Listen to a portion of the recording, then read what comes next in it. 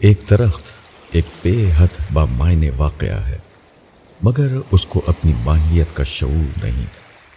ایک پھول نفاست اور لطافت کا شاہکار ہے، مگر کوئی پھول اپنی اس خصوصیت کو نہیں جانتا۔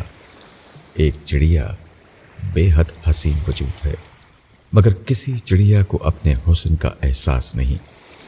یہی حال دنیا کی تمام چیزوں کا ہے۔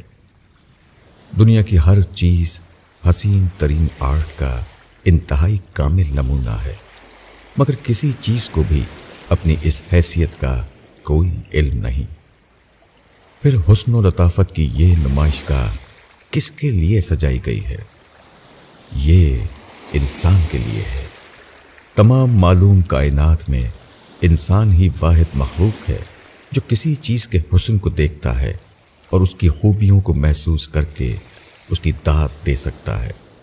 خدا نے دنیا کی صورت میں ایک حسین آرٹ بنایا اور انسان کو اس کی پرکھ دے کر اس کو زبان عطا کی، تاکہ وہ خدا کی حسین تخلیق کو دیکھ کر جھوم اٹھے اور اپنی زبان سے اس کے خالق کو خراج تحسین پیش کرے۔ اسی کا نام حمد یا خدا کی تعریف ہے۔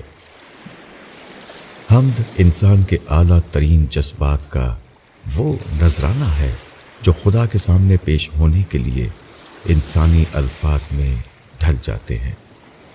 حمد یہ ہے کہ ایک شخص دنیا میں خدا کی کاریگری کو دیکھے، وہ اس کے کمالات کو محسوس کر کے تڑپ اٹھے اور پھر اس کی زبان سے بے تابانہ نکل پڑے کہ خدایا ساری تعریف تیرے لیے ہے، تو پاک اور برتر ہے۔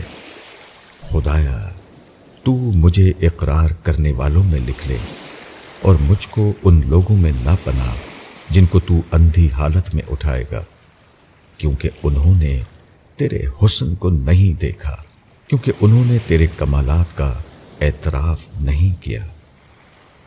اللہ کو چلتے پھرتے اور اٹھتے بیٹھتے اس طرح یاد کرنے کا نام حمد ہے، خواہ کہنے والا اپنے کلمات کو عربی زبان میں کہے یا کسی دوسری زبان میں۔ مولانا وحید الدین خان۔